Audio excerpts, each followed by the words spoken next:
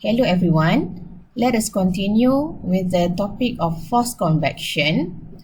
So here is the guided activity 2.3b.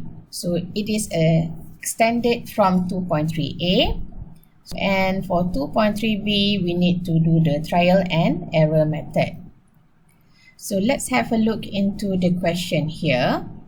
So we have air as the fluid that flowing through the tube.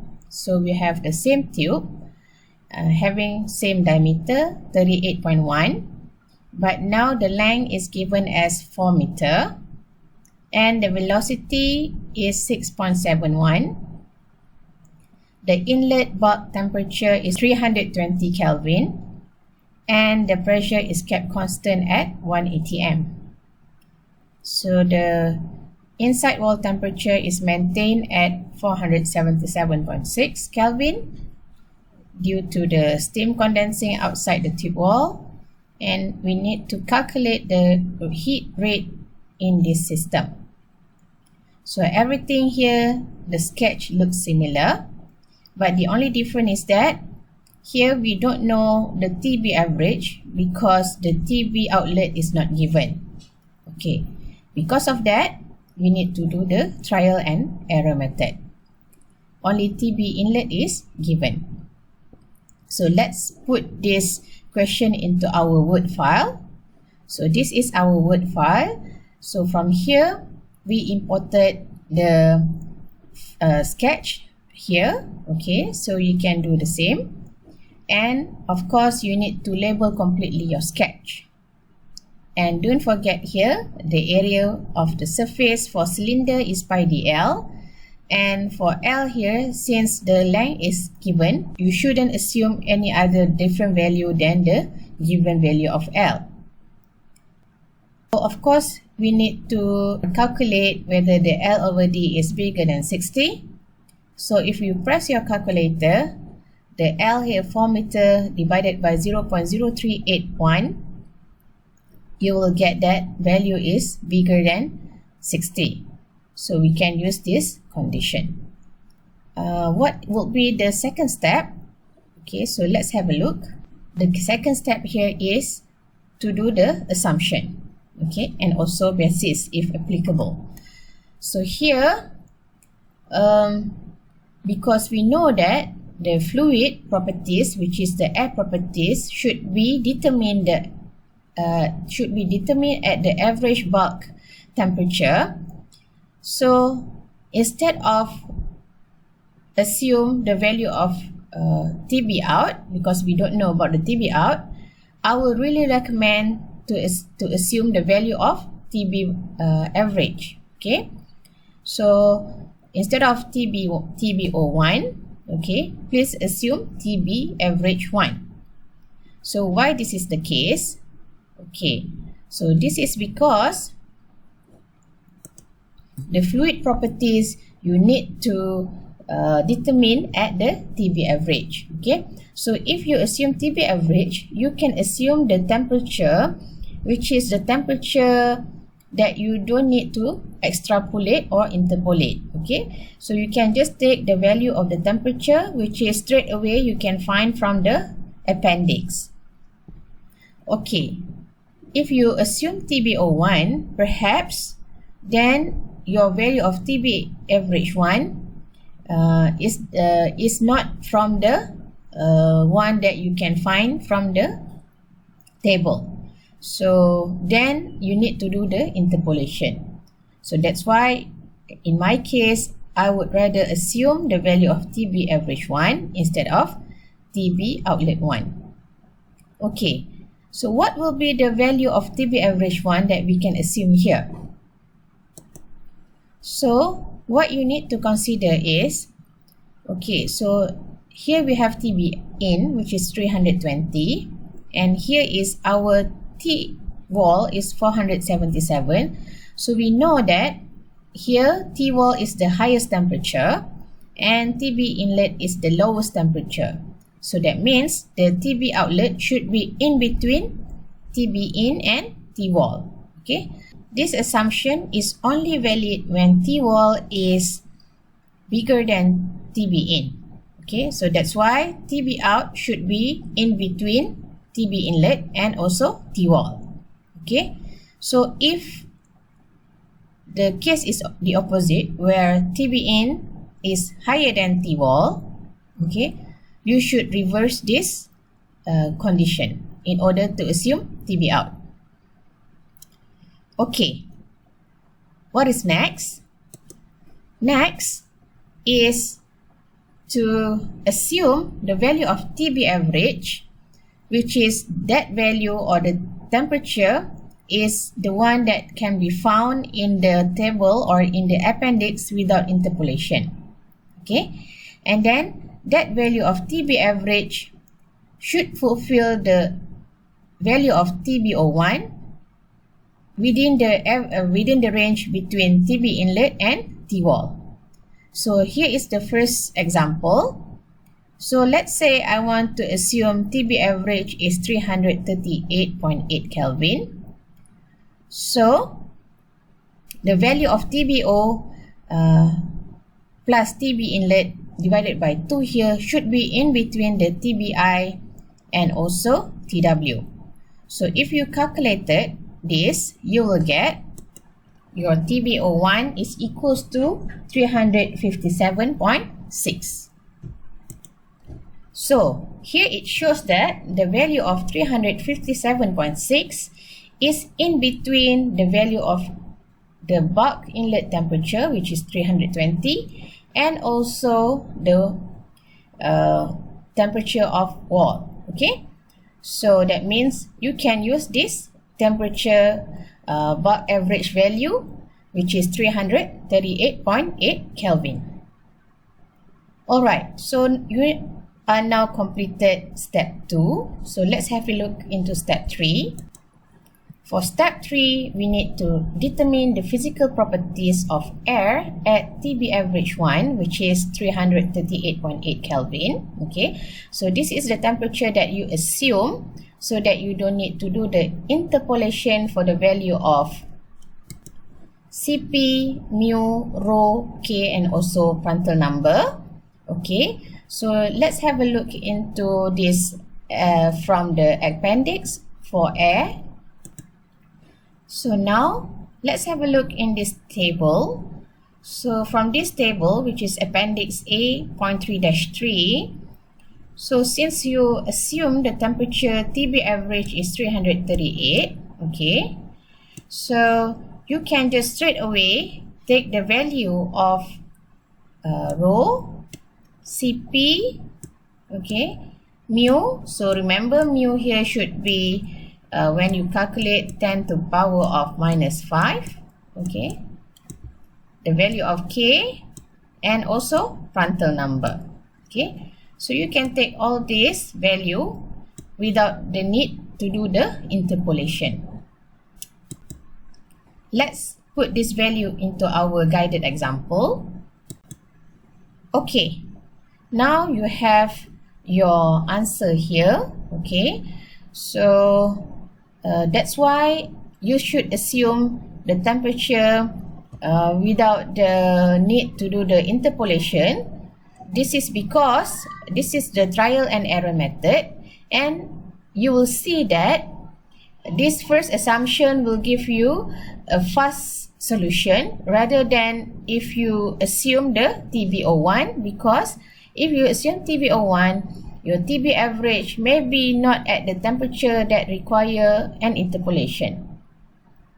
Okay, so again, I would like to remind the value of mu here, it should be times 10 to the power of -5 when you do your calculation.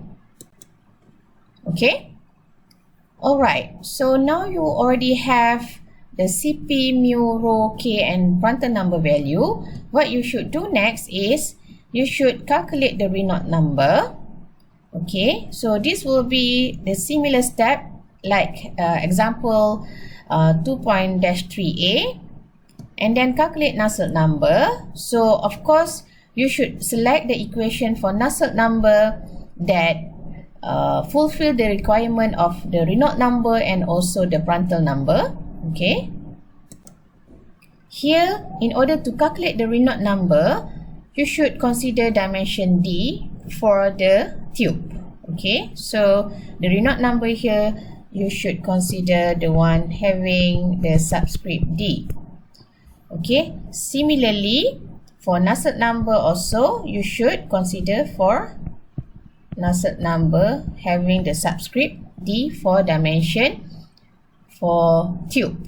Okay, and then after you have obtained your Nusselt number, you can straight away calculate your H.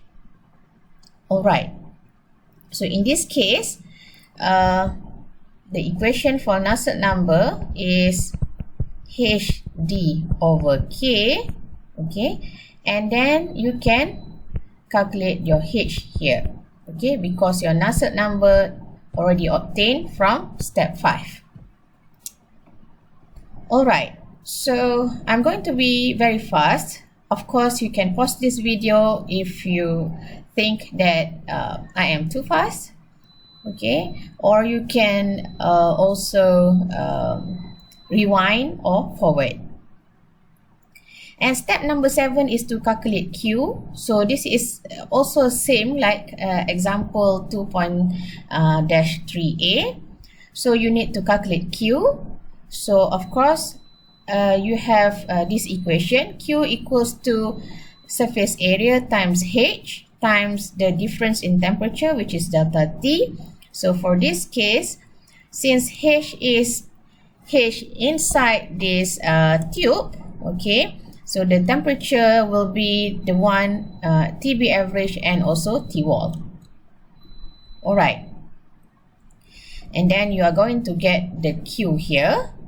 So since you already get the Q, okay, so you can verify your TbO2, and you can just put in the Q here, which is obtained in step 7.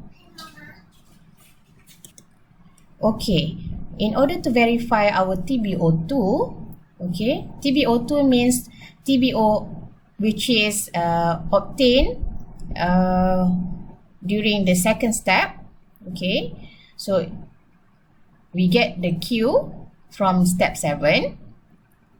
So if you still remember, you can also calculate Q as mCp delta T, where m here is the mass flow rate in kilogram per second, and delta T here is the temperature between TB outlet and TB inlet.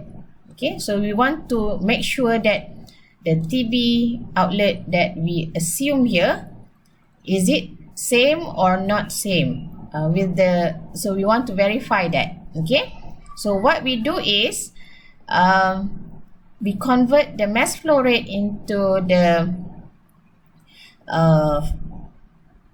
flow rate which is the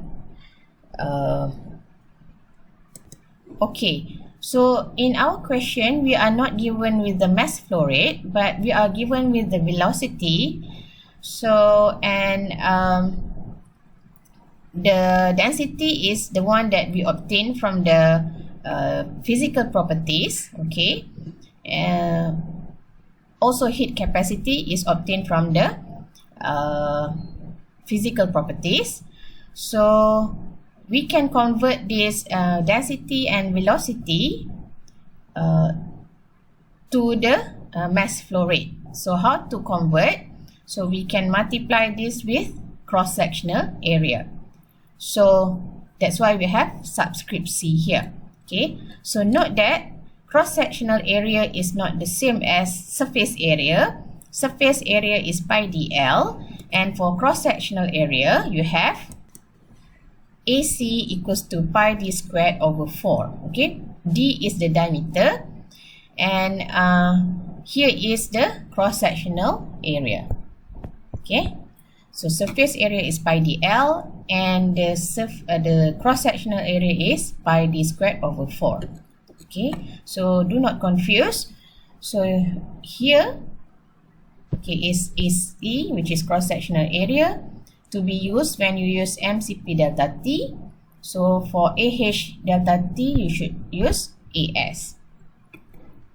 Alright, so if you calculate TBO2, okay, TBO, so because here everything is already known except for TBO, right? So this is the one that you are going to determine, okay, and then you need to compare the TBO which is obtained in step 8. So I will say that that one is TBO2 because that one is the obtained TBO or calculated TBO, with the TBO1 which is the TBO assumed in step 2. Okay, so here we have 357.6. So we need to see whether is it TBO2 is equals to 357.6 Kelvin, okay, or is it okay. So we have three case of the scenarios here. So if let's say your calculated TBO, which is TBO2, is equals to TBO1, then you can you do not need to repeat step 3 to step 9. So here, if your TBO2 is not equals to TBO1, there are another two scenarios. Okay, if TBO2 is larger than TBO1, so that means you need to assume TBO3, and TBO3 should be less than TBO2 and higher than TBO1. Okay, but if your obtained value for TBO2 which is less than TBO1, so you should assume your TBO3 which is below TBO2 and higher than TBO1. Okay, so that means if your TBO2 is not equals to TBO1, you need to reassume new TBO. Okay, if either case B or case C, you need to reassume your TBO, and this is how you reassume your TBO. So that means here we know that TBO1 is 357.6. Okay, so if it is case B, which is TBO2 is higher than 357.6, so your TBO3 should be in between that. Okay, should be in between that. Okay, should be lower than TBO1. Okay, so that means it should be lower than 357.6. Maybe you should take 350 for instance. Okay, but if case C, that means your TBO3 should be larger than TBO1. So here in this case, maybe you can assume 370 Kelvin if it is case C. Alright, so you can of course pause this video in order to understand about what I have just said just now. And then of course the next step is if let's say your assumed TBO is not case A, you need to repeat step 3 until step 9. So step 3 is of course first you need to calculate or recalculate the physical properties of air, and of course here is at new TB average. Okay, so I would assume that the new TB average is TB average 2. So how you get TB average 2? So okay, so this is how you can calculate TB average 2. So TB inlet is 320, which is given in this question. So for TBO, so you should know which TBO are you going to use now. So you are going to use TBO from step 9, so which is TBO3. Okay, so any value you assume here in TBO3, you should so the assumption of this TBO3 of course is based on these two scenarios. Okay, so then you can plug in your TBO3 here to get the TB average 2. Okay, after that, after you have new TB average 2, then of course you need to find this value, which is CP, mu, rho, K, and also Prandtl number, and this will be from appendix. Okay, so which appendix? So it is appendix A.3-3 for air. Okay, now you know that you might need an interpolation for this time because your TB average 2 is at the temperature which is perhaps not the temperature given in the appendix. Okay, so now you need to do the interpolation. So that's why for the first time you should assume the TB average, which is the average for the temperature which can be found in the table, so that you don't need to do the interpolation. Okay, so for this time you need to do the interpolation for any temperature given. So I think you should know already how to do this interpolation based on the previous video for the activity 2.-3a. Okay, so now after the interpolation you can write down or calculate your answer for density, CP, mu, and also K, as well as Prandtl number. Okay, so you are going to complete this here. So here you can get the value from appendix A.3-3. Okay, so please complete that, and then from these new physical properties you can recalculate. Okay, you can recalculate your Reynolds number. Of course, here you should consider dimension D. Okay, and then based on the condition and requirement, so please refer activity 2-2, okay, your table, in order to obtain the appropriate Nusselt number equation. Okay, and after that you can calculate H. Okay, and you know that of course you should use a Nusselt number for dimension D as well in order to calculate H. Okay, after you calculate H, you need to calculate Q. Okay, of course here if you calculate H, then you need to calculate Q, which is using AH delta T. So delta T here will be TW minus TB average 2. Okay, because this is the temperature that you found in the second place. Okay, and the H here is from step 10.4, and here A is the surface area. Okay, so I hope that you remember this combination. If you use H, then of course you need to consider surface area. If you use MCP delta T, okay, because here you can calculate the TbO3 from Q equals to M dot Cp delta T. So delta T here should be Tb in outlet 3 minus Tb inlet. Okay, so for this combination for MCP delta T, to convert from, because we don't have mass flow rate, to convert to mass flow rate, you should use the cross-sectional area, density, and also velocity. Okay, so this one will give you the M dot, which is the mass flow rate, and then you write down Cp, and this one should be TbO3 minus Tb in. Okay, right. Then the next step is, of course, you get TbO3 and you should compare with TbO2.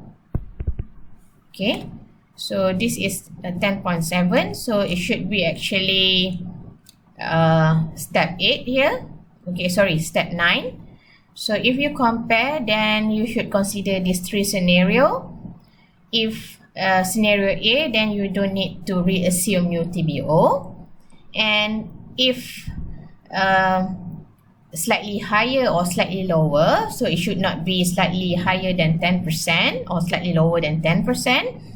So if within that 10%, then you don't need to repeat the step. If the temperature is still having a larger difference, larger or lower than 10%, so you need to repeat.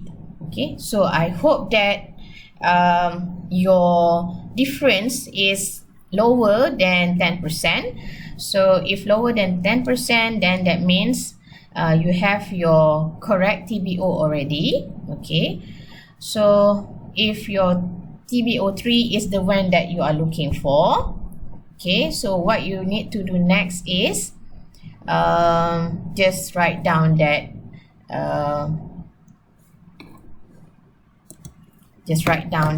from trial and error. Okay, from the trial and error, the outlet bulk temperature is, let's say, TBO3, okay, which is the value that you obtain in 10.7, and then hence, okay, the heat transfer rate is equal to, okay, so is equal to which one? Of course, it can be equals to the one that you obtain from 10.5. Okay, so write down the value which is obtained from step 10.5. Okay, and that one should be in, of course, what? Okay, so if not, okay, so this is, let's say, if your TBO3 is acceptable. Okay, so how do you know that it is acceptable? Like I said, it should be, okay, TBO3 and should be as similar as TBO2 for the difference should be less than 10%. Okay, so if you compare your TBO3 and TBO2, it is less than 10%, then you can write down this answer. Okay, you can write down this answer. If not, then you need to repeat the step. Okay, so usually by doing a second trial and error method, which is TBO3 is usually the one that you are looking for. So I hope that you can manage to do this activity 2.3b. So as for now, I haven't calculated the value, so I will post the value for this activity 2-3b. I will put the answer for the outlet bulk temperature as well as the value for heat transfer rate later on in the e-learning. Okay, so I hope that you are able to do this example. So please give it a try and let's see whether you can manage or not. If you have any problem, please do inform me via WhatsApp or via e-learning. Thank you very much. So this is the end of this video lecture for activity 2.3b.